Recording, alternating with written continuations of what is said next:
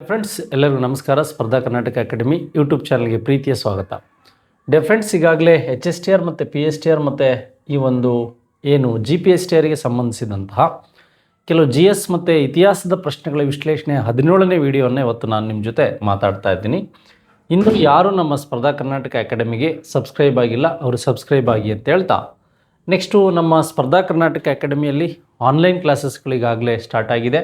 ನಿಮಗೆ HSTR, GPSTR, PSTR ಮತ್ತು ಈ TET ಇರ್ಬೋದು, ಇವಕ್ಕೆ ಆನ್ಲೈನ್ ಕೋರ್ಸ್ಗಳು PM ಮೆಥಡ್ ಮತ್ತು ಸೋಷಿಯಲ್ ಸೈನ್ಸಲ್ಲಿ ನೀವು ತೊಗೋಬೋದು.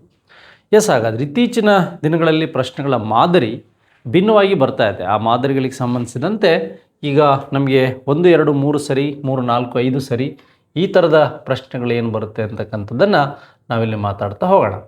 ನೋಡಿ, ಇಲ್ಲಿ ಬಂಗಾಳದ ದ್ವಿವಿಧದ ಸರ್ಕಾರ ಅಂತ ಕೇಳಿದರೆ, like this dual government improvement in Bengal ಅಂತ ನೆನಪಿರಬೇಕು. ಡ್ಯುಯಲ್ ಗೌರ್ಮೆಂಟ್ ಅಥವಾ ದ್ವಿಸರ್ಕಾರ ಅಥವಾ ದ್ವಿವಿಧದ ಸರ್ಕಾರವನ್ನು ಕುರಿತು ಕೆಳಗೆ ನೀಡಿದ ಯಾವ ಹೇಳಿಕೆ ಸರಿಯಾಗಿವೆ ಅಂತ, ಯಾವ ಹೇಳಿಕೆಗಳು ಸರಿಯಾಗಿವೆ ಅಂತ, ವಿಚ್ ಸ್ಟೇಟ್ಮೆಂಟ್ ಕರೆಕ್ಟ್ ಅಂತ ಕೇಳಿದರೆ, ಯಾವ ಹೇಳಿಕೆಗಳು ಸರಿಯಾಗಿವೆ ಅಂತ ಕೇಳಿದರೆ, ಅಥವಾ ಇಲ್ಲಿ ಸಂಕೇತಗಳಲ್ಲಿ ಸರಿಯಾದದ್ದನ್ನು ಆಯ್ಕೆ ಮಾಡಿ ಅಂತ ಈ ಥರ ಪ್ರಶ್ನೆಗಳು ಬರುತ್ತೆ. ಲೈಕ್ ಇದರಲ್ಲಿ ಒಂದು 4 ಸ್ಟೇಟ್ಮೆಂಟ್ ಇದೆ. ನಮಗೆ ಏನು ಕೊಟ್ಟಿದ್ದಾರಲ್ಲಿ, ಬಂಗಾಳದ ದ್ವಿವಿಧ ಸರ್ಕಾರವನ್ನು ನೋಡಿ, 1764ರಲ್ಲಿ ಈ ಬಕ್ಸರ್ ಕದನ ಆದಮೇಲೆ ನಮಗೆ ಈ ಒಂದು ಅಲಹಾಬಾದ್ ಒಪ್ಪಂದ ಆಯಿತು. ಯಾವ ಒಪ್ಪಂದ ಆಯಿತು? ಈ ಅಲಹಾಬಾದ್ ಒಪ್ಪಂದ ಆಯಿತು. ಈ ಒಪ್ಪಂದದಲ್ಲಿ ಏನಾಗುತ್ತೆ ಅಂದರೆ, ರಾಬರ್ಟ್ ಕ್ಲೈವ್ ಇರ್ಬೋದು, ಹಾಗೆ 2ನೇ ಶಾ ಆಲಂ ಇರ್ಬೋದು, ಹಾಗೆ ಶುಜಾವುದ್ದೌಲಾ ಇರ್ಬೋದು, ಇವರು ಸಹಿ ಹಾಕಿಬಿಟ್ಟು ಏನು ಮಾಡಿದರು ಅಂದರೆ, ಈ ಒಂದು ಬಂಗಾಳ, ಬಂಗಾಳ, ಹಾಗೆ ಈ ಒಂದು ಬಿಹಾರ, ಹಾಗೆಯೇ ಒಂದು ಒಡಿಸ್ಸಾದಲ್ಲಿ ಏನು ಮಾಡಿದರು, ಇದಕ್ಕೆ ಅವಕಾಶವನ್ನು ಕೊಟ್ಟರು. ಹಾಗಾದರೆ ಫಸ್ಟ್ ಏನಿದೆ, ಹಾಗಾದರೆ ರಾಬರ್ಟ್ ಕ್ಲೈವ್ ಇದನ್ನು ಜಾರಿಗೊಳಿಸಿದನು, ಕರೆಕ್ಟಾಗಿದೆ ಸ್ಟೇಟ್ಮೆಂಟ್. ಈಗ ಹಾಗಾದರೆ ನೋಡಿ, ಇಲ್ಲಿ ಒಂದು ಇಲ್ಲಿ ಇದೆ, ಒಂದು ಇಲ್ಲಿ ಇದೆ, ಒಂದು ಇಲ್ಲಿ ಇದೆ. Very simple. ಆನ್ಸರ್ ಯಾವುದು ಅಂತ ಗೊತ್ತಾಯಿತು. ಯಾವುದು ಸರಿಯಾದದ್ದನ್ನು ಆಯ್ಕೆ ಮಾಡಿ ಅಂತ ಕೊಟ್ಟಿದ್ದಾರೆ. ನೋಡಿ, ಈಗ ಸರಿಯಾಗಿವೆ ಅಂತಕ್ಕಂಥದ್ದು ನಮಗೆ ಬೇಕು, ಸರಿಯಾಗಿವೆ ಅಂತಕ್ಕಂಥದ್ದು ಬೇಕು. ಹಾಗಾದರೆ ಈಗ ಆನ್ಸರ್ ಇದಲ್ಲ, ನಮಗೆ ಇದು ತಪ್ಪು ಅಂತ ಗೊತ್ತಾಗುತ್ತೆ. ಯಾವುದು ಇದು ತಪ್ಪು ಅಂತ ಗೊತ್ತಾಗುತ್ತೆ. ಈಗ ಇದರಲ್ಲಿ ತಪ್ಪಾಗಿರೋ ಸ್ಟೇಟ್ಮೆಂಟ್ ಯಾವುದು ಅಂತ ನೋಡೋಣ. ಒಂದು ಇದರಲ್ಲಿಲ್ಲ, ಇದಿರಲಿ, ಇದು ತಪ್ಪಾಗಿದೆ, ಇದು ಆನ್ಸರ್ ಅಲ್ಲ ಅಂತ ಗೊತ್ತಿದೆ. ನೆಕ್ಸ್ಟ್ 2ನೇದು, ಕಂಪನಿ ಬಂಗಾಳದ ನವಾಬನಿಂದ ದಿವಾನಿ ಹಕ್ಕುಗಳನ್ನು ಹಾಗೂ ಮೊಘಲ್ ಸಾಮ್ರಾಟನಿಂದ ನಿಜಾಮತ್ ಹಕ್ಕುಗಳನ್ನು ಪಡೆದುಕೊಂಡಿತು. ನೋಡಿ, ಇಲ್ಲಿ ಬಂಗಾಳದ ಹಕ್ಕುಗಳಿಗೆ ಸಂಬಂಧಿಸಿದಂತೆ ನಿಜಾಮನಿಂದ ಪಡೆದುಕೊಳ್ಳಿತು ಅಂತ. ನೋಡಿ, ಇಲ್ಲೇನಾಗುತ್ತೆ ಅಂದರೆ, ಡ್ಯುಯಲ್ ಗೌರ್ಮೆಂಟ್ ಅಂದರೆ ನಮಗೆ ಇಲ್ಲಿ ಮೀನಿಂಗ್ ಕೊಟ್ಟಿದ್ದಾನೆ. ಇಲ್ಲಿ ಏನು ಕೊಟ್ಟಿದ್ದಾನೆ, ಇದು ಸರಿ ಇದೆ. ಯಾವುದು, ಬಂಗಾಳದಲ್ಲಿ ದಿವಾನಿ ಹಕ್ಕುಗಳೇನಿತ್ತು ಇದು ವಸೂಲು ಮಾಡ್ತಾ ಇತ್ತು. ಆದರೆ ಬ್ರಿಟಿಷ್ ಈಸ್ಟ್ ಇಂಡಿಯಾ ಕಂಪನಿಗಿತ್ತು, ಮೊಘಲ್ ನಿಜಾಮತ್ಗೆ ಈ ಹಕ್ಕು ಇರಲಿಲ್ಲ ಅಂತಕ್ಕಂಥದ್ದು ನಿಮಗೆ ಗೊತ್ತಿರಬೇಕು. ಮೊಘಲ್ ನಿಜಾಮತ್ಗೆ ಈ ಹಕ್ಕು ಇರಲಿಲ್ಲ ಅಂತಕ್ಕಂಥದ್ದು. ಈ ಸೆಕೆಂಡ್ ಸ್ಟೇಟ್ಮೆಂಟ್ ಏನಿದೆ ಇದು ತಪ್ಪಾಗಿದೆ. ನೋಡಿ, ಇಂಗ್ಲೀಷರು ನಿಜವಾದ ಹಾಗೂ ನವಾಬನು ಮಾತ್ರ ಅಧಿಕಾರವನ್ನು ಹೊಂದಿಕೊಂಡಿದ್ದನು. ಏನಾಗಿತ್ತು ಇಲ್ಲಿ ಅಂದರೆ, ಡ್ಯುಯಲ್ ಗೌರ್ಮೆಂಟ್ ಅಂದರೆ ನವಾಬ ಅಂತ ಗೊತ್ತಿರಬೇಕು. ಡ್ಯುಯಲ್ ಗೌರ್ಮೆಂಟ್ ಅಂದರೆ ನವಾಬ. ನೋಡಿ, ಬ್ರಿಟಿಷ್ ಈಸ್ಟ್ ಇಂಡಿಯಾ ಕಂಪನಿ ಏನು ಮಾಡ್ತಾ ಇತ್ತು, ಕಂದಾಯ ಪ್ರಮಾಣ ಅಥವಾ ವಸೂಲಿಯನ್ನು ಇದು ನೋಡ್ಕೊಳ್ತಾ ಇತ್ತು. ಈ ನಾಗರಿಕ ಸೇವೆಯನ್ನು ಏನು ಮಾಡ್ತಾ ಇತ್ತು, ಇದು ನೋಡ್ಕೊಳ್ತಾ ಇತ್ತು. ಯಾಕೆ ಅಂದರೆ, ಈ ಮೊಘಲ್ ಚಕ್ರವರ್ತಿ 2ನೇ ಶಾ ಆಲಂ ಬ್ರಿಟಿಷರಿಂದ ದುಡ್ಡಿಸ್ಕೊಂಡಿದ್ದ. ಯಾರು? ಈ ಒಂದು 2ನೇ ಶಾ ಆಲಂ ಅಂತಕ್ಕಂಥವನು ಬ್ರಿಟಿಷರಿಂದ ದುಡ್ಡಿಸ್ಕೊಂಡಿದ್ದ. ಏನು ಮಾಡಿದ, ವಿಶ್ರಾಂತಿಗೆ ಬದಲಾಗಿ ವಾರ್ಷಿಕವಾಗಿ ಹಣವನ್ನು ಪಡೆದಿದ್ದರಿಂದ ಏನಾಯಿತು ಅಂದರೆ, ಇಲ್ಲಿ ಅವಕಾಶವನ್ನು ಕೊಟ್ಟಿದ್ದ ಅಂತ. ಇಲ್ಲಿ ಕಂಪನಿ ಮತ್ತು ನವಾಬನ ನಡುವೆ ಇತ್ತು. ಆದರೆ ಈ ಒಂದು ಮೊಘಲ್ ಸಾಮ್ರಾಟದಿಂದ ನಿಜಾಮತ್ ಹಕ್ಕುಗಳನ್ನು ಪಡೆದುಕೊಂಡಿತ್ತು, ಅದು ತಪ್ಪು. ಹಾಗಾದರೆ ಈ ಒಂದು ದ್ವಿಸರ್ಕಾರ ಪದ್ಧತಿ 1773ರಲ್ಲಿ ಅಂತ್ಯಗೊಂಡಿತ್ತು ಅನ್ನೋದು ಗೊತ್ತಿರಬೇಕು. ಏಕೆ ಅಂದರೆ 1964 ಅಲಹಾಬಾದ್ ಒಪ್ಪಂದ ಆಗಿದ್ದು 65 ಬಕ್ಸರ್ ಕದನ ನಂತರ ಅಲಹಾಬಾದ್ ಅಗ್ರಿಮೆಂಟ್ ಆಗಿದ್ದು 65ರಲ್ಲಿ ಅಗ್ರಿಮೆಂಟ್ ಆಗುತ್ತೆ. ಈ ಅಗ್ರಿಮೆಂಟ್ ಮೂಲಕ ಆಗಿದ್ದಂಥ ಒಪ್ಪಂದ 1773 ಏನಿದೆ, ಈ ರೆಗ್ಯುಲೇಟಿಂಗ್ ಆ್ಯಕ್ಟ್ ಅಂತಕ್ಕಂಥದ್ದು ಏನಿದೆ, ಇದರ ಮೂಲಕ ಇದು ಎಂಡ್ ಆಗುತ್ತೆ. ಇದರ ಮೂಲಕ ಏನಾಗುತ್ತೆ, ಇದು ಎಂಡ್ ಆಗುತ್ತೆ ಅಂತಕ್ಕಂಥದ್ದು. ಹಾಗಾದರೆ ನಮಗೆ ಸೆಕೆಂಡ್ ಸ್ಟೇಟ್ಮೆಂಟ್ ತಪ್ಪಾಗಿದೆ. ಸೆಕೆಂಡ್ ಸ್ಟೇಟ್ಮೆಂಟ್ ಇಲ್ಲೂ ಇದೆ, ಸೆಕೆಂಡ್ ಸ್ಟೇಟ್ಮೆಂಟ್ ಇಲ್ಲೂ ಇದೆ. ಹಾಗಾದರೆ ಈ 3 ತಪ್ಪು. ಈ ಫಸ್ಟ್ ಆಪ್ಷನ್ಸ್ ಏನಿದೆ ಇದು ಸರಿಯಾದ ಉತ್ತರ. ಫಸ್ಟ್ ಆಪ್ಷನ್ಸ್ ಏನಿದೆ ಇದು ಸರಿಯಾದ ಉತ್ತರ. 1 ಸೆಕೆಂಡ್ ರಿಪೀಟ್. ನೋಡಿ ಇಲ್ಲಿ 1764 ಬಕ್ಸರ್ ಆದಮೇಲೆ ಅಲಹಾಬಾದ್ ಅಗ್ರಿಮೆಂಟ್ ಆಗಿದ್ದು 65ರಲ್ಲಿ 64 65ರಲ್ಲಿ ಅಂತಕ್ಕಂಥದ್ದು ಗೊತ್ತಿರಬೇಕು. ಹಾಗಾದರೆ ಡ್ಯುಯಲ್ ಗೌರ್ಮೆಂಟ್ ಅಂದರೆ ಏನು ಅಂದರೆ ಬ್ರಿಟಿಷ್ ಈಸ್ಟ್ ಇಂಡಿಯಾ ಕಂಪನಿ ಮತ್ತು ನವಾಬರ ಆಡಳಿತ, ಸೇವೆ ಮಾಡ್ತಕ್ಕಂಥದ್ದು ನವಾಬ್ಸ್, ಕಂದಾಯ ಹಣವನ್ನು ವಸೂಲಿ ಮಾಡ್ತಕ್ಕಂಥದ್ದು ಯಾವುದು ಅಂದರೆ ಕಂಪನಿ. ಹಾಗಾಗಿ ಇದನ್ನು ನಾವೇನಂತ ಕರಿತಾ ಇದ್ವಿ ಅಂದರೆ ಡ್ಯುಯಲ್ ಗೌರ್ಮೆಂಟ್ ಅಂತ ಕರಿತಾ ಇದ್ವಿ. ದಿವಾನಿ ರೈಟ್ಸ್ ಅಂದರೆ ಅದೊಂದು ಭೂ ಕಂದಾಯ. ಈ ಒಂದು ದಿವಾನಿ ಹಕ್ಕುಗಳು ಅಂದರೆ ಏನಪ್ಪ ಅಂದರೆ ಇದೊಂದು ಲ್ಯಾಂಡ್ ರೆವಿನ್ಯೂ ಅಂತ ಗೊತ್ತಿರಬೇಕು. ಇದೊಂದು ಲ್ಯಾಂಡ್ ರೆವಿನ್ಯೂ. ಭೂ ಕಂದಾಯ ಪದ್ಧತಿ ಅಂತ ಗೊತ್ತಿರಬೇಕು. ಏನಂತ ಗೊತ್ತಿರಬೇಕು? ಭೂ ಕಂದಾಯ ಪದ್ಧತಿ ಅಂತ ಗೊತ್ತಿರಬೇಕು. ಹಾಗಾದರೆ ಈ ಪ್ರಶ್ನೆಗೆ ಸರಿಯಾದ ಉತ್ತರ ಸ್ನೇಹಿತರೆ ಯಾವುದು ಅಂದರೆ ಆಪ್ಷನ್ ಎ. ಯಾವುದು? Option A. ನೆಕ್ಸ್ಟ್ ಇದಾದಮೇಲೆ ಸ್ವತಂತ್ರ ಭಾರತದ ಧ್ವಜವನ್ನು ವಿನ್ಯಾಸಗೊಳಿಸಿದವರು ಯಾರು? ನೋಡಿ, ಸ್ವತಂತ್ರ ಭಾರತದ ಧ್ವಜ ಈಗಲೇ ಇರಬೇಕು ಅಂತ ಹೇಳಿದವರು ಗಾಂಧೀಜಿ ಶಿಫಾರಸು ಮಾಡ್ತಾರೆ, ಬಂಡಮ್ ಚಂದ್ರ ಚಟರ್ಜಿ ಇದ್ದಾರೆ, ರವೀಂದ್ರನಾಥ್ ಟ್ಯಾಗೋರ್ ಇದ್ದಾರೆ. ಇವರೆಲ್ಲ ಜನಮನಗಣ ಇವೆಲ್ಲಕ್ಕೆ ಸಂಬಂಧಿಸಿದಂತೆ ನೋಡ್ಬೋದು. ಈ ಪಿಂಗಾಳಿ ವೆಂಕಯ್ಯ ಅಂತಕ್ಕಂಥವ್ರು ಆಂಧ್ರ ಪ್ರದೇಶದವರು 1921ರಲ್ಲಿ ಏನಾಗುತ್ತೆ ಈ ಧ್ವಜವನ್ನು ನಾವು ಡಿಸೈನ್ ಮಾಡಿದ್ರ ಬಗ್ಗೆ ಗೊತ್ತಿರಬೇಕು. ನಂತರ ಇದಕ್ಕೆ ಏನು ಧರ್ಮಚಕ್ರ ಇರ್ಬೋದು ಅವೆಲ್ಲ ಸೇರ್ಪಡೆ ಆಗಿದ್ದಂಥದ್ದು ಗೊತ್ತಿರಬೇಕು. ಆದರೆ ಇದನ್ನು ಭಾರತ ಸಂವಿಧಾನ ಈ ಒಂದು ಏನು ರಚನಾ ಸಭೆ ಅಳವಡಿಸಿಕೊಂಡಿದ್ದು ಯಾವಾಗ ಅಂದರೆ ಈ ಒಂದು ಜುಲೈ 22, 1947ಕ್ಕೆ ನಾವು ರಾಷ್ಟ್ರಧ್ವಜವನ್ನು ಅಕ್ಸೆಪ್ಟ್ ಮಾಡಿದ ಡೇಟು ನಮಗೆ ಎಕ್ಸಾಮಲ್ಲಿ ಜಾಸ್ತಿ ಕೇಳೋ ಸಾಧ್ಯತೆಗಳಿರುತ್ತೆ. ಅದೇ ರೀತಿಯಾಗಿ ಈ ಜನಗಣಮನ ಇರ್ಬೋದು, ಹಾಗೆ ರಾಷ್ಟ್ರಧ್ವಜ ಇರ್ಬೋದು, ನ್ಯಾಷನಲ್ ಸಿಂಬಲ್ ಇರ್ಬೋದು, ಹಾಗೆ ನ್ಯಾಷನಲ್ ಎಂಬ್ಲಮ್ಗೆ ಸಂಬಂಧಿಸಿದಂಥ ಅಂಶಗಳು ಸಹ ನಿಮಗೆ ಗೊತ್ತಿರಬೇಕು ಅಂತಕ್ಕಂಥದ್ದು. ನೋಡಿ, ಸ್ವತಂತ್ರ ಭಾರತದ ಧ್ವಜವನ್ನು ವಿನ್ಯಾಸಗೊಳಿಸಿದ್ದು ನಮ್ಮ ಕರ್ನಾಟಕದ ಧ್ವಜವನ್ನು ವಿನ್ಯಾಸಗೊಳಿಸಿದವರು ಯಾರು ಅಂತ ನಿಮಗೆ ಕೇಳ್ತಾರೆ. ಮಾ ರಾಮಮೂರ್ತಿ ಅಂತ. ಯಾರು ಅಂದರೆ ಮಾ ರಾಮಮೂರ್ತಿ ಅಂತಕ್ಕಂಥವ್ರು ನಮ್ಮ ಕರ್ನಾಟಕ ಧ್ವಜವನ್ನು ವಿನ್ಯಾಸ ಮಾಡಿದ್ರ ಬಗ್ಗೆ ನಿಮಗೆ ಮಾಹಿತಿ ಬೇಕಾಗುತ್ತೆ. ಮೂರನೇ ಆಂಗ್ಲೋ ಮರಾಠ ಕದನ 1817-19 ನಂತರ ಸತಾರದ ರಾಜನನ್ನಾಗಿ ಯಾರನ್ನು ಮಾಡಲಾಯಿತು ಅಂತ. ನೋಡಿ, ಕೆಲವು ಒಪ್ಪಂದದ ಮೂಲಕ ಏನಾಗುತ್ತೆ ಅಂದರೆ ಇದು ಮುಕ್ತಾಯ ಆಗ್ತಾ ಹೋಗುತ್ತೆ. ಮುಕ್ತಾಯ ಆಗ್ತಾ ಹೋಗುತ್ತೆ. ಹಾಗಾದರೆ ಮರಾಠರಿಗೆ ಸಂಬಂಧಿಸಿದಂತೆ ಯಾರಿದ್ರು ಅಂತ ಇಲ್ಲಿ ದೌಲತ್ ರಾವ್ ಸಿಂಧಿಯಾ ಅಂತಕ್ಕಂಥವನು, ರಘುಜಿ ಭೋಸ್ಲೆ ಅಂತಕ್ಕಂಥವನು, ಅಪ್ಪ ಸಾಹೇಬ ಅಂತಕ್ಕಂಥವನು. ಇಲ್ಲೇನು ಕೊಟ್ಟಿದ್ದಾರೆ? ಸತಾರ ಅಂತ ಕೊಟ್ಟಿದ್ದಾರೆ. ಏನು ಕೊಟ್ಟಿದ್ದಾರೆ? ಸತಾರ. ಈ ಮಹಾರಾಷ್ಟ್ರದ ಸತಾರದ ಬಗ್ಗೆ ಮಾಹಿತಿ ಕೊಟ್ಟಿದ್ದಾರೆ. ಆದರೆ ನಮಗಿಲ್ಲಿ ಅಪ್ಪ ಸಾಹೇಬ ಮತ್ತು ಪ್ರತಾಪ್ ಸಿಂಗ್ ಇವರಿಬ್ಬರು ಸಹ ಏನು ಮಾಡ್ತಾರೆ? ಕನ್ಫ್ಯೂಸ್ ಆಗ್ತಾರೆ. ಬಟ್ ಇಲ್ಲಿ ಒಂದು ನಿಮಗೆ ಗಮನಿಸಿರ್ಬೇಕು, ನೀವು ಓದಿದಾಗ ನಿಮ್ಗೆ ಏನಾದರೂ ಗೊತ್ತಾಗಲಿಲ್ಲ ಅಂದರೆ ಪ್ರತಾಪ್ ಸಿಂಗ್ ಅಂತಕ್ಕಂಥವ್ನು ಇದಕ್ಕೆ ಆನ್ಸರ್. ಯಾಕೆ ಅಂದರೆ 1848ರ ಈ ಒಂದು ಸತಾರದಲ್ಲಿ ಫಸ್ಟು ಏನಾಗುತ್ತೆ ಅಂದರೆ ಈ ಒಂದು ಡಾಟರ್ ಲ್ಯಾಬ್ಸ್ ಪಾಲಿಸಿ ದತ್ತು ಮಕ್ಕಳಿಗೆ ಹಕ್ಕಲ ನೀತಿಯನ್ನು ಒಪ್ಕೊಂಡವನೇ ಅಪ್ಪ ಸಾಹೇಬ್. ನೆಕ್ಸ್ಟು ಹಾಗೆ ಈ ಒಂದು ನಾಗಪುರದಲ್ಲಿ ಈ ಮೂರನೇ ರಘುಜಿ ಭೋಸ್ಲೆ ಏನು ಮಾಡ್ತಾನೆ? ಈ ಒಂದು ದತ್ತು ಮಕ್ಕಳಿಗೆ ಹಕ್ಕಿಲ್ಲ ನೀತಿಯನ್ನು ಒಪ್ಕೊಳ್ತಾನೆ. ಹಾಗಾಗಿ ಇವರಿಬ್ಬರು ಅಲ್ಲ, ನಂತರ ಬರ್ತಕ್ಕಂಥವ್ರು. ಇಲ್ಲಿ ಇಯರ್ ಕೇಳಿರೋದ್ರಿಂದ ನಿಮ್ಗೆ ಈಸಿ ಆಗುತ್ತೆ. 1817ರಿಂದ 19 ಅಂತಕ್ಕಂಥದ್ದು ನಿಮಗೆ ಗೊತ್ತಿರಬೇಕು. ನೋಡಿ, ಈ ಮೂರನೇ ಆಂಗ್ಲೋ ಮರಾಠ ಕದನ ಅಂತಕ್ಕಂಥದ್ದು ನೋಡಿ, ಆಂಗ್ಲೋ ಮೈಸೂರು ಬರುತ್ತೆ, ಆಂಗ್ಲೋ ಮರಾಠ ಬರುತ್ತೆ, ಆಂಗ್ಲೋ ಸಿಖ್ ಬರುತ್ತೆ, ಆಂಗ್ಲೋ ಫ್ರೆಂಚ್ ಬರುತ್ತೆ. ಅಟ್ಲೀಸ್ಟ್ ಇವು 4 ಆದರೂ ನಿಮಗೆ ಪರ್ಫೆಕ್ಟಾಗಿ ಗೊತ್ತಿರಬೇಕು. Anglo French, Anglo Sikh, Anglo Maratha ಮತ್ತು ಈ ಆಂಗ್ಲೋ ಮೈಸೂರು ಯುದ್ಧಗಳ ಬಗ್ಗೆನೂ ಓದ್ಕೊಂಡಿರ್ಬೇಕು. ಮೂರನೇ ಪ್ರಶ್ನೆಗೆ ಹಾಗಾದರೆ ಸರಿಯಾದ ಉತ್ತರ ಯಾವುದು ಅಂದರೆ ಪ್ರತಾಪ್ ಸಿಂಗ್ ಅನ್ನೋದು ಸರಿಯಾದ ಉತ್ತರ. ಯಾವುದು ಸರಿಯಾದ ಉತ್ತರ? ಪ್ರತಾಪ್ ಸಿಂಗ್ ಅಂತಕ್ಕಂಥದ್ದು ಸರಿಯಾದ ಉತ್ತರ. ನೆಕ್ಸ್ಟ್ ಇದಾದಮೇಲೆ ಸುತ್ತ ಪಿಟಕವನ್ನು ಯಾರ ನಾಯಕತ್ವದಲ್ಲಿ ನಿರ್ಧರಿಸಲಾಯಿತು ಅಂತ. ನೋಡಿ, ಇಲ್ಲಿ ಸ್ವಲ್ಪ ಚಾಲೆಂಜಿಂಗ್ ಆದಂಥ ಪ್ರಶ್ನೆ ಇದೆ. ಉಪಾಲಿ, ಆನಂದ, ಅಶ್ವಜಿತ್ ಮತ್ತು ಮೊಗ್ಗಲಸಾಲಿ ಪುತ್ರ ತಿಸ್ಸಾ ಅಂತ. ಮೊಗಲಸಿ ಅಥವಾ ಮೊಗ್ಗಸಾಲಿ ಪುತ್ರ ತಿಸ್ಸಾ ಅಂತ. ನೋಡಿ, 483ರಲ್ಲಿ ಈ 1ನೇ ಬೌದ್ಧ ಸಮ್ಮೇಳನದಲ್ಲಿ ಈ ಒಂದು ಸುತ್ತ ಪಿಟಕ ಇರ್ಬೋದು, ಹಾಗೆ ವಿನಯ ಪಿಟಕ ಇರ್ಬೋದು. ವಿನಯ ಪಿಟಕ ನೋಡಿ, ಈ ವಿನಯ ಪಿಟಕ, ಸುತ್ತ ಪಿಟಕ ಇವೆಲ್ಲ ಏನಾಗಿದೆ ಅಂದರೆ ಈ ಪಾಳಿ ಭಾಷೆಯಲ್ಲಿರ್ತಕ್ಕಂಥದ್ದು. ಇದು 1ನೇ ಬೌದ್ಧ ಸಮ್ಮೇಳನ. ಹಾಗೆ ಈ ಒಂದು 250ರ 3ನೇ ಬೌದ್ಧ ಸಮ್ಮೇಳನದಲ್ಲಿ ಏನಾಗುತ್ತೆ? ಈ ಒಂದು ಅಭಿಧಮ್ಮ ಪಿಟಕ ಅಂತಕ್ಕಂಥದ್ದು ಏನಾಗುತ್ತೆ? ರಚನೆ ಆಗುತ್ತೆ. 3ನೇ ಬೌದ್ಧ ಸಮ್ಮೇಳನ. ಇದು ಫಸ್ಟ್ ಸಮ್ಮೇಳನದಲ್ಲಿ ಇವೆರಡು, 3ನೇ ಬೌದ್ಧ ಸಮ್ಮೇಳನದಲ್ಲಿ ಅಭಿಧಮ್ಮ ಪಿಟಕ ಅಂತಕ್ಕಂಥದ್ದು ಏನಾಗುತ್ತೆ? ರಚನೆ ಆಗುತ್ತೆ ಅಂತಕ್ಕಂಥದ್ದು ನಿಮಗೆ ಗೊತ್ತಿರಬೇಕು. ಹಾಗಾದರೆ ಇದರ ನಾಯಕರು ಯಾರು ಅಂತ ಕೇಳಿದ್ದಾರೆ. ಯಾರು ನಾಯಕರು ಅಂತ ನೋಡಿ, ಜಾತಕ ಕಥೆಗಳು ಅಂತ ಏನಿದೆ ಇದು ಬೌದ್ಧ ಧರ್ಮದ ಬಗ್ಗೆನೇ ಹೇಳುತ್ತೆ, ವಂಶವೃಕ್ಷ ಅಥವಾ ವೃತ್ತಾಂತಗಳ ಬಗ್ಗೆ. ನೋಡಿ, ಹಾಗಾದರೆ ಸುತ್ತ ಪಿಟಕದ ನಾಯಕ ಯಾರಾಗಿದ್ದ ಅಂದರೆ ಆನಂದ ಅಂತಕ್ಕಂಥದ್ದು ಗೊತ್ತಿರಬೇಕು. ಸುತ್ತ ಪಿಟಕದ ನಾಯಕ ಯಾರಾಗಿದ್ದ ಅಂದರೆ ಆನಂದ ಅಂತಕ್ಕಂಥದ್ದು ನಮಗೆ ಗೊತ್ತಿರಬೇಕು. ಸುತ್ತ ಪಿಟಕದ ನಾಯಕ ಯಾರಾಗಿದ್ದರೆ ಆನಂದ ಅಂತಕ್ಕಂಥದ್ದು ನಮಗೆ ಗೊತ್ತಿರಬೇಕು. ಹಾಗಾದರೆ ವಿನಯ ಪಿಟಕದ ನಾಯಕ ಯಾರು ಅಂದರೆ ಈ ವಿನಯ ಪಿಟಕ. ಈ ವಿನಯ ಪಿಟಕ ಯಾರ್ದು ಅಂದರೆ ಉಪಾಲಿ ಅಂತ ಗೊತ್ತಿರಬೇಕು, ಅದರ ಲೀಡರ್ ಆದಂಥವ್ರು.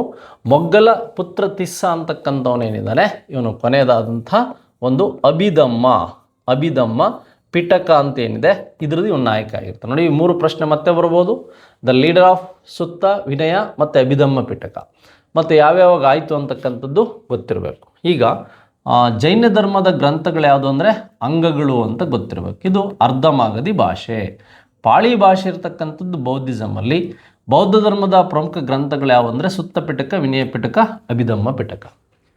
ಹಾಗಾದರೆ ಇದನ್ನು ಬಿಟ್ಟರೆ ನಮಗೆ ಈ ಜಾತಕಗಳು ಅಂತ ಬರುತ್ತೆ. ಏನು ಅಜಂತದಲ್ಲಿರ್ತಕ್ಕಂಥ ಜಾತಕಗಳೇನಿರುತ್ತೆ ಬೌದ್ಧ ಧರ್ಮದ ತಲೆಮಾರುಗಳ ಬಗ್ಗೆ ಮಾಹಿತಿಯನ್ನು ನೀಡ್ತಕ್ಕಂಥದ್ದೇ ಈ ಜಾತಕಗಳು ಅಂತ ನಿಮಗೆ ಗೊತ್ತಿರಬೇಕು.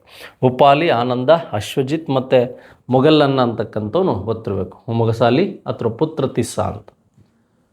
ಕೆಳಗಿನಲ್ಲಿ ಯಾವುದು 1857ರ ದಂಗೆಯ ಪರಿಣಾಮವಾಗಿರಲಿಲ್ಲ, ಇನ್ಫ್ಯಾಕ್ಟ್ ಆಗಿರಲಿಲ್ಲ ಅಂತಕ್ಕಂಥದ್ದು, ಪರಿಣಾಮ ಆಗಿರಲಿಲ್ಲ ಅಂತಕ್ಕಂಥದ್ದು ಇದನ್ನು ನಾವು ನೋಡ್ತಾ ಹೋಗೋಣ. ನೋಡಿ, ಪ್ರಥಮ ಸ್ವತಂತ್ರ ಸಂಗ್ರಾಮ 1857 ಈ ಒಂದು ಮೇ 10ನೇ ತಾರೀಕು ಸ್ಟಾರ್ಟ್ ಆಗುತ್ತೆ. ಇದರ ಪರಿಣಾಮ ಏನಾಗುತ್ತೆ, 1858ರಲ್ಲಿ ವಿಕ್ಟೋರಿಯಾ ಡಿಕ್ಲರೇಷನ್ ಬರುತ್ತೆ, ವಿಕ್ಟೋರಿಯಾ ಕ್ವೀನ್ ಡಿಕ್ಲರೇಷನ್ ಬರುತ್ತೆ. ನೋಡಿ, ಕಂಪನಿ ಆಡಳಿತದ ರದ್ದತಿ ಅಂತ. ನೋಡಿ, ಇಲ್ಲೇನಾಗುತ್ತೆ ಇದರ ರಿಸಲ್ಟಲ್ಲಿ ಫಸ್ಟ್ ಒನ್ನು ನಮಗೆ ಈ ಒಂದು end of British East India company rule in India. Bharat ಏನಾಗುತ್ತೆ ನೇರವಾಗಿ ರಾಣಿ ಅಥವಾ ಈ ಬ್ರಿಟನ್ ಪಾರ್ಲಿಮೆಂಟಿನ ನೇರ ಆಡಳಿತಕ್ಕೊಳಗಾಗುತ್ತೆ. 15 ಜನ ಸದಸ್ಯರು ಸಹ ಇರ್ತಾರೆ ಅಂತಕ್ಕಂಥದ್ದು ಫಸ್ಟ್ ಸ್ಟೇಟ್ಮೆಂಟ್ ಸರಿ ಇದೆ. ಬ್ರಿಟಿಷರ ದಿಗ್ವಿಜಯ ಮತ್ತು ವಿಸ್ತರಣಾ ನೀತಿಗಳ ಅಂತ್ಯ ಆಯಿತು ಅಂತ. ನೋಡಿ, ನಮಗೆ ಭಾರತೀಯ ರಾಜ್ಯಗಳು ಬ್ರಿಟಿಷರ ಪರಮಾಧಿಕಾರವನ್ನು ಒಪ್ಪಿಕೊಂಡಿದ್ದು. ನೋಡಿ, ಹಾಗೆ ಸಿಖ್, ಗೂರ್ಖ ಮತ್ತು ಪಠಾಣ್ ಸೈನಿಕರನ್ನು ಸೇನಾ ವಿಮುಕ್ತರೆಂದು ಘೋಷಿಸಿದ್ದು ಪರಿಣಾಮವಾಗಿರಲಿಲ್ಲ ಅಂತ. ಕೇಳಿದ್ರಲ್ಲಿ ಕೊನೆಯದ್ರಾಗ ಓದ್ಕೋಬೇಕು, ಪರಿಣಾಮವಾಗಿರಲಿಲ್ಲ ಅಂತಕ್ಕಂಥ ಪ್ರಶ್ನೆಗೆ ನಾವಿಲ್ಲಿ ಉತ್ತರವನ್ನು ನೋಡಬೇಕಾಗತ್ತೆ. ನೋಡಿ, ಬ್ರಿಟಿಷರ ಒಂದು ದಿಗ್ವಿಜಯ ಮತ್ತು ವಿಸ್ತರಣಾ ನೀತಿಗಳು ಅಂತ್ಯ ಆಗುತ್ತೆ. ಭಾರತೀಯ ರಾಜ್ಯಗಳ ಬ್ರಿಟಿಷ್ ಪರಮಾಧಿಕಾರವನ್ನು ಒಪ್ಪಿಕೊಂಡಿದ್ದು. ನೋಡಿ, ಏನು ಕಂಪನಿ ಒಪ್ಪಿಕೊಂಡಂಥ ಅಂಶಗಳನ್ನೇ ವಿಕ್ಟೋರಿಯಾ ಆಗ್ತಾರೆ. ಆದರೆ ಈ 4ನೇ ಅಂಶ ಏನಿದೆ, ಸಿಖ್ ಇರ್ಬೋದು, ಗೂರ್ಖರ್ ಇರ್ಬೋದು, ಪಠಾಣ್ ಇರ್ಬೋದು, ಸೈನಿಕರನ್ನು ಸೇನಾ ಮುಕ್ತರೆಂದು ಘೋಷಿಸಿದ್ದು ಅಂತಕ್ಕಂಥದ್ದಲ್ಲ. ಮುಕ್ತರಂತ ಘೋಷಿಸಿರಲಿಲ್ಲ, ಇವ್ರನ್ನ ಕಟ್ಕೊಂಡು ರೀಕನ್ಸ್ಟ್ರಕ್ಷನ್ ಮಾಡಿದರು. ಯಾಕೆ ಅಂದರೆ ಪ್ರಥಮ ಸ್ವತಂತ್ರ ಸಂಗ್ರಾಮಕ್ಕೆ ಫಸ್ಟಾಗಿ ಯಾರು ಭಾಗವಹಿಸಿರಲಿಲ್ಲ ಅಂದರೆ ಇವರು ಬ್ರಿಟಿಷ್ ಪರವಾಗಿದ್ದರು ಸಿಖ್ಖರಾದಮೇಲೆ ಮತ್ತಾರು ಭಾಗವಹಿಸ್ತಿಲ್ಲ ಅಂದರೆ ಈ ಒಂದು ಭಾರತೀಯ ವಿದ್ಯಾವಂತರು ಭಾಗವಹಿಸ್ತಿಲ್ಲ, ವಿದೇಶದಲ್ಲಿ ಓದುವಾಗ ತೊಂದರೆ ಕೊಡ್ತಾರಂತ. ನೆಕ್ಸ್ಟು ಈ ಗೂರ್ಖರ್ ಇರ್ಬೋದು ಅಥವಾ ಪಠಾಣಗಳಿರ್ಬೋದು ಅಥವಾ ಈ ಒಂದು ನೇಪಾಳದ ಸೇನೆ ಇರ್ಬೋದು, ರಜಪೂತ್ ಸೇನೆ ಇರ್ಬೋದು, ಸ್ವಲ್ಪ ಇವರು ಬ್ರಿಟಿಷ್ ಪರವಾಗಿ ಇದ್ದರು ಅಂತಕ್ಕಂಥದ್ದು ಮಾಹಿತಿ ಸಹ ಸಿಗುತ್ತೆ. ಕೆಲವು ರಜಪೂತ್ ಮನೆತನಗಳು ಮಾತ್ರ ಅಥವಾ ರಾಜರುಗಳು ಮಾತ್ರ ಬ್ರಿಟಿಷ್ ಪರವಾಗಿದ್ದರು. ಹಾಗಾದರೆ ಪ್ರಥಮ ಸ್ವತಂತ್ರ ಸಂಗ್ರಾಮದಲ್ಲಿ ಭಾಗವಹಿಸಿದರು ಸಿಪಾಯಿಗಳು, ಮೌಲಿಗಳು, ಹಾಗೆ ರೈತರು ಮತ್ತು ಮುಸ್ಲಿಮರು, ಹಾಗೆ ಹಿಂದೂಗಳು, ಇವರೆಲ್ಲ ಏನು ಮಾಡಿದರು ಪ್ರಥಮ ಸ್ವತಂತ್ರ ಸಂಗ್ರಾಮದಲ್ಲಿ ಭಾಗವಹಿಸಿದ್ರ ಬಗ್ಗೆ ಗೊತ್ತಿರಬೇಕು. ಹಾಗಾದರೆ ಈ ಪ್ರಥಮ ಸ್ವತಂತ್ರ ಸಂಗ್ರಾಮದ ಯಾವುದು ಪರಿಣಾಮವಾಗಿರಲಿಲ್ಲ ಅಂದರೆ ಈ ಸಿಖ್, ಗೂರ್ಖ, ಪಠಾಣ್ ಸೈನಿಕರನ್ನು ಸೇನಾ ವಿಮುಕ್ತರೆಂದು ಘೋಷಿಸಿದ್ದು. ವಿಮುಕ್ತರಂತ ಘೋಷಿಸಲಿಲ್ಲ, ಅವರು ಸೇನೆಗೆ ಸಂಬಂಧಿಸಿದಂತೆ ಇದ್ದರು ಅಂತ. ಗ್ರಾಮಾಡಳಿತದ ಬಗ್ಗೆ ಉಲ್ಲೇಖಿಸುವ ಉತ್ತರ ಮೇರೂರು ಶಾಸನಗಳು ಹೊರಡಿಸಿದವರು ಯಾರು ಅಂತ. ಇದು ತುಂಬ ಸಲ ಪ್ರಶ್ನೆ ನಿಮಗೆ ಬಂದಿದೆ. ಚಾಲುಕ್ಯರಲ್ಲಿ, ಪಾಂಡ್ಯರಲ್ಲಿ, ಪಲ್ಲವರಲ್ಲಿ ದೇವಾಲಯಗಳನ್ನು ನೋಡ್ತೀರಾ, ಚೋಳರಿಗೆ ಸಂಬಂಧಿಸಿದಂತೆ ನೀವು ನೋಡ್ಬೋದು. ಈ ಒಂದನೇ ಈ ಒಂದು ಪಾರಂತಕ ಯಾರು, ಪಾರಂತಕ ಚೋಳನ ಕಾಲದಲ್ಲಿ ಆದಂಥ ಘಟನೆಗಳು. ನೋಡಿ, ಅಪ್ರಾಕ್ಸಿಮೇಟ್ಲಿ 921 ಸಾಮಾನ್ಯ ಶಕದಲ್ಲಿ ಈ ಉತ್ತರ ಮೇರೂರು ಶಾಸನ ಅಂತಕ್ಕಂಥದ್ದು ಚೋಳರ ಒಂದು ಗ್ರಾಮಾಡಳಿತ, ಯಾವುದ್ರ ಬಗ್ಗೆ? ಚೋಳರ ಗ್ರಾಮಾಡಳಿತ ಇರ್ಬೋದು, ಅಥವಾ ಚೋಳರ ಒಂದು ಸ್ಥಳೀಯ ಆಡಳಿತಗಳ ಬಗ್ಗೆ ಇರ್ಬೋದು. ಮಾಹಿತಿಯನ್ನು ನೀಡತಕ್ಕಂಥ ಒಂದು ಪ್ರಮುಖವಾದಂತಹ ಅಂಶ ಇದಾಗಿತ್ತು ಅಂತ ಗೊತ್ತಿರಬೇಕು. ಪಲ್ಲವರು, ಚೋಳರು, ಪಾಂಡ್ಯರು ಮತ್ತು ಈ ಚೋಳರಿಗೆ ಸಂಬಂಧಿಸಿದಂಥ ಘಟನೆಗಳು ನಮಗೆ ಅಧ್ಯಯನ ಮಾಡಬೇಕು. ಹಾಗಾದರೆ ಪಾಂಡ್ಯ, ಚೋಳ ಮತ್ತು ಚಾಳುಕ್ಯರು, ಪಲ್ಲವರ ಬಗ್ಗೆಯೂ ಸಹ ನಾವೀಗಾಗಲೇ ತಿಳ್ಕೊಂಡಿದ್ದೀವಿ. ಕರ್ನಾಟಕ ಪ್ರದೇಶ್ ಕಾಂಗ್ರೆಸ್ ಸಮಿತಿ KPCC ಮೊದಲ ಅಧ್ಯಕ್ಷರು ಯಾರು ಅಂತ ಪ್ರಶ್ನೆ ಕೇಳಿದ್ದಾರೆ. ನೋಡಿ, KPCCಗೆ ನಮಗೆ ಹಲವು ಕಾರಣಗಳು ಬೇಕಾಗುತ್ತೆ.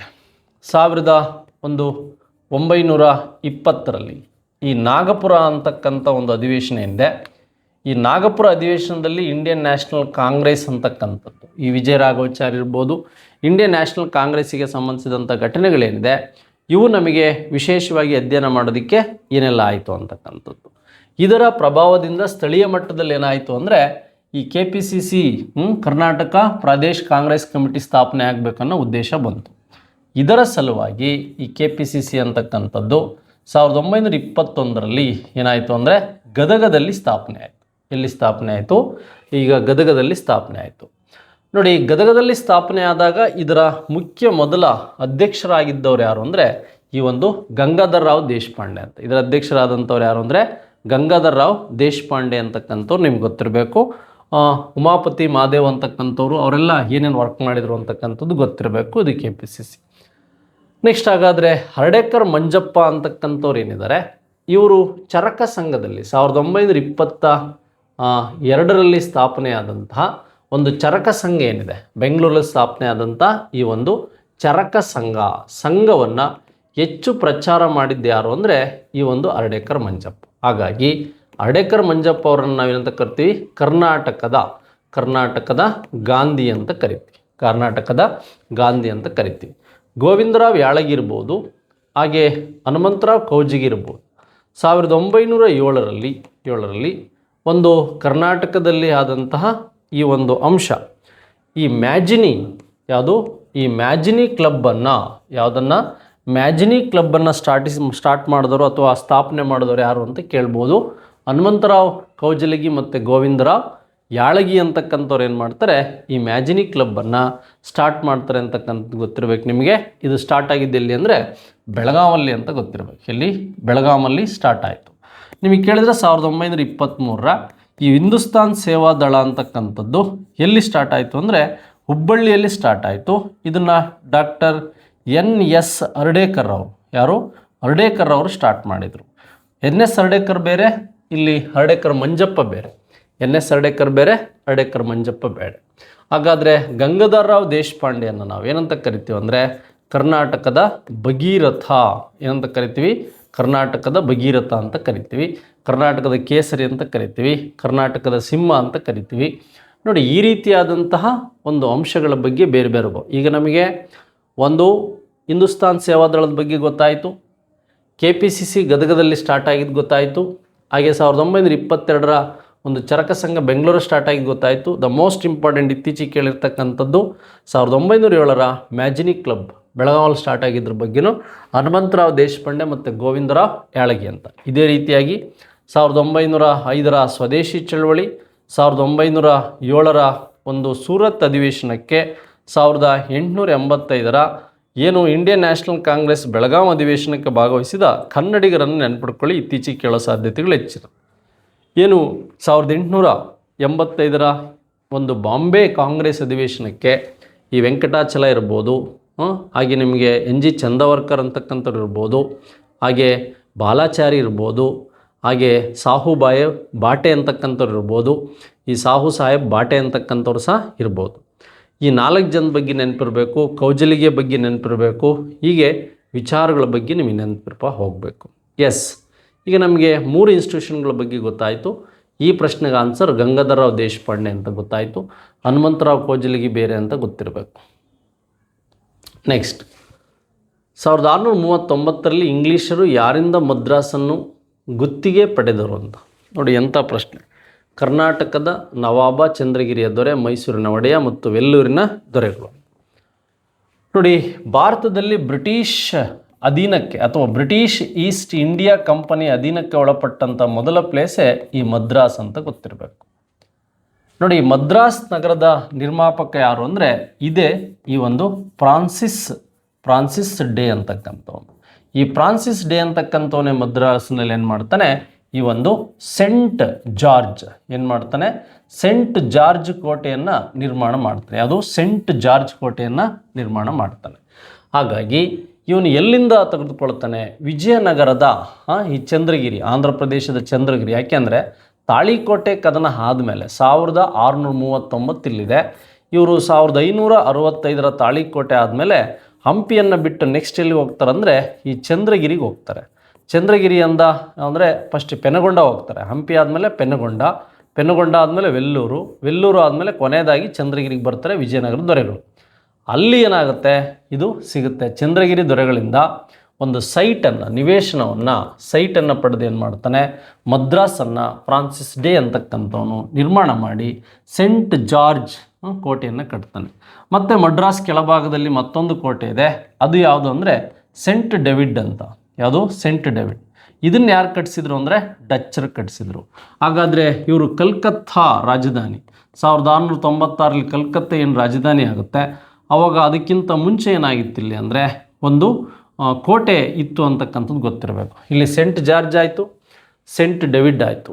ಈ ಪೋರ್ಟ್ ವಿಲಿಯಂ ಕೋಟೆ ಅಂತಕ್ಕಂಥದ್ದು ಏನಿದೆ ಇದಿರ್ತಕ್ಕಂಥದ್ದು ಕಲ್ಕತ್ತಾದಲ್ಲಿ ಜಾಬ್ ಚಾರ್ನಾಕ್ ಇದನ್ನು ನಿರ್ಮಾಣ ಮಾಡಿತ್ತು.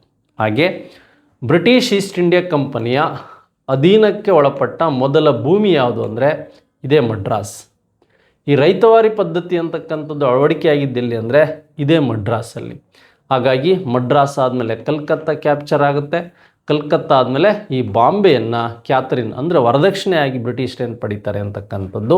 ಮಡ್ರಾಸ್ ಆದಮೇಲೆ 1639 ಇದು 1696 ಸಂಪೂರ್ಣವಾಗಿ 1720 ಬಾಂಬೆ ಏನಾಗ್ತದೆ, ಇದನ್ನು ಬ್ರಿಟಿಷ್ ಈಸ್ಟ್ ಇಂಡಿಯಾ ಕಂಪನಿಗೆ ವಾರ್ಷಿಕ 10 ಪೌಂಡ್ಗಳು ಕಡಿಮೆ ದರಕ್ಕೆ ಏನು ಮಾಡ್ತಾನೆ, ಬ್ರಿಟನ್ ದೊರೆ ಏನು ಮಾಡ್ತಾನೆ, ಕೊಡ್ತಾನೆ ಅದು ಕಂಪನಿ.